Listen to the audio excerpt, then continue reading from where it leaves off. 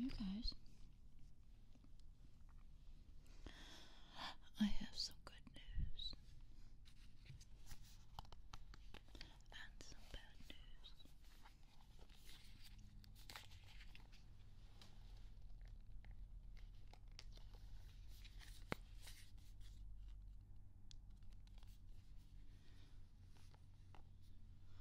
The good news is I took some additional testing and have better insight to my heart palpitation. That's a good news. The bad news is the test revealed I have H. pylori and yeast infection. And this was all discovered through stool testing.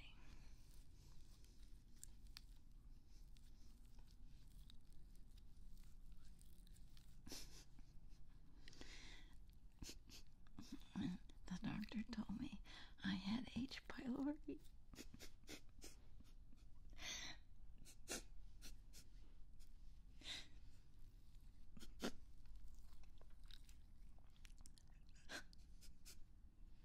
I couldn't believe it.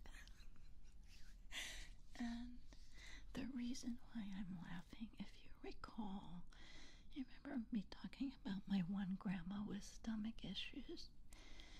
And we've noticed that that side of the family, which is my grandma and my dad, that's his mom, and I guess now myself, I'm thrown into the stomach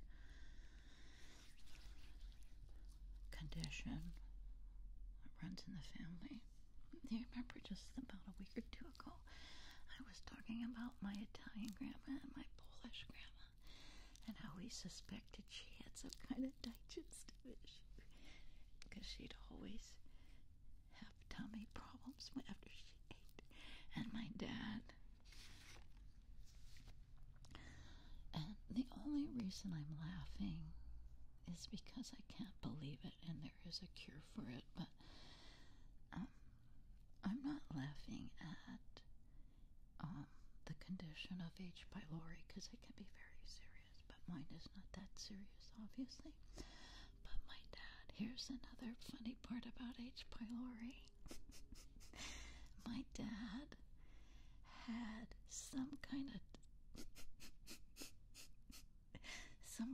tummy trouble that he could never get diagnosed.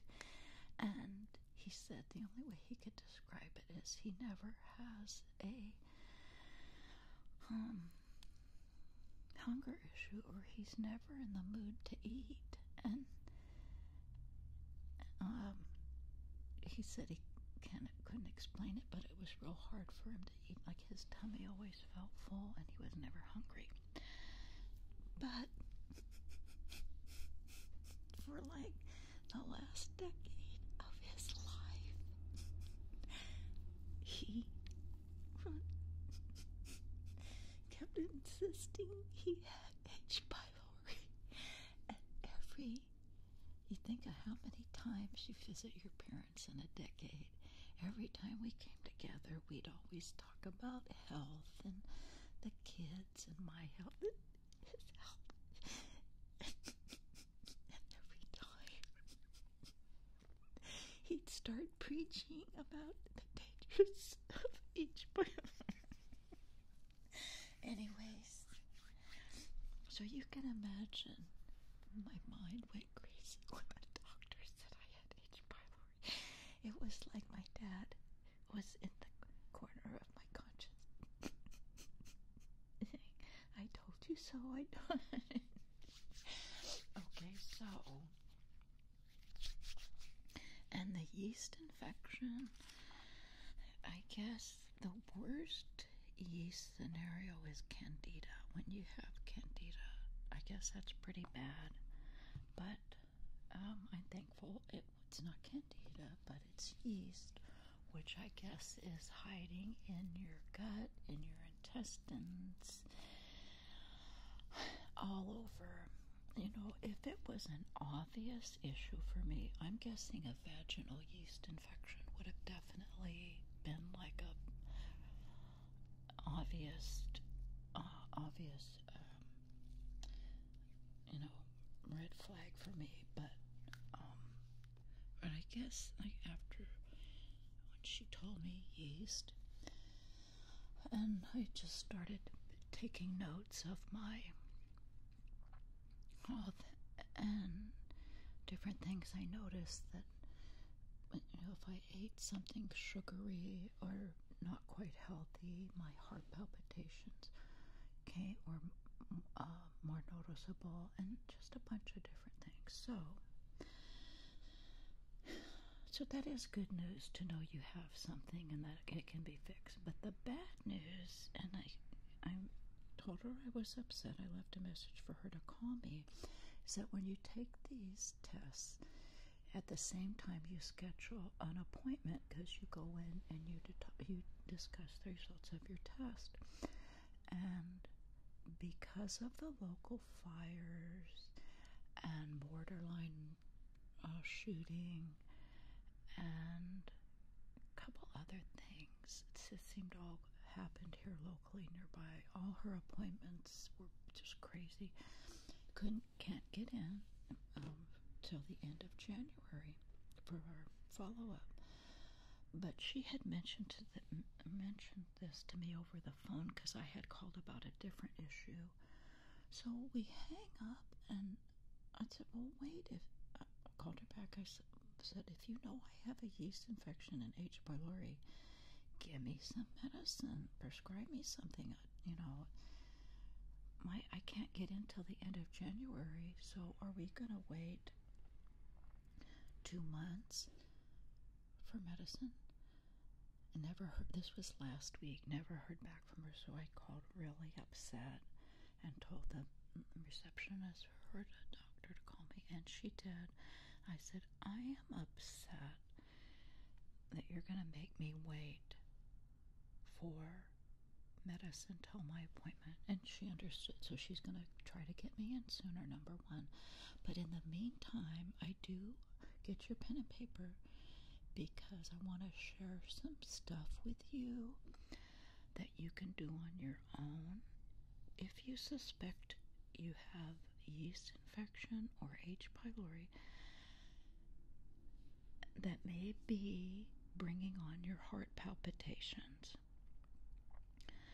If you have gone to the doctor and they say, oh, don't worry about it, and it still worries you, my palpitations are not like a AFib condition. My heart palpitations aren't rapid. They're like sluggish. Like I always feel the pulse on my neck. And then it will feel like it misses a beat. And sometimes it hardly ever misses a beat. But after I eat, it seems to get worse. I get more sluggish. So I do see a pattern. So, supposedly, like when you get to be past age 50, it's a worsening problem. So, this really works. You know how I'm really big into probiotics. This is one of the probiotics we get from Amazon Prime. There's one specific probiotic, and I'll give you the name, that keeps yeast in check. And so I was researching it last night, and they made a mention to take it before bedtime. So I did, just to see if it worked, and it really worked. Okay, the probiotic to help keep yeast in check is lactobacillus acidophilus. Please do your own research. I will type this information in the description box below, because I know my spelling here is probably incorrect. I just did it myself. again, it's lactobacillus acidophilus, specific for yeast. And the probiotic for H. pylori is bifidobacterium lactis. Again, I will type the correct spelling of that in the description box below. Lucky for me, this probiotic had both of those in it. So I was happy about that. And H. pylori is some kind of bacteria that lives in your tummy, and it can get really bad, and you could have tons of tummy trouble. But like I said, mine isn't that bad. But to keep it from like thriving alkaline, if you keep your tummy more alkaline than acidic, the H. pylori cannot thrive. So do your research.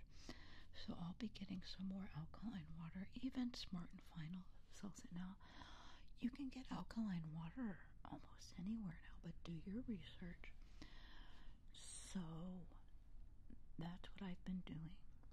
And my thought is it's also keeping the yeast from growing. I don't know for a fact, but what I'm learning about an acidic pH balance is that when you're really acidic, all these terrible things can grow and diseases can come because there's too much acid.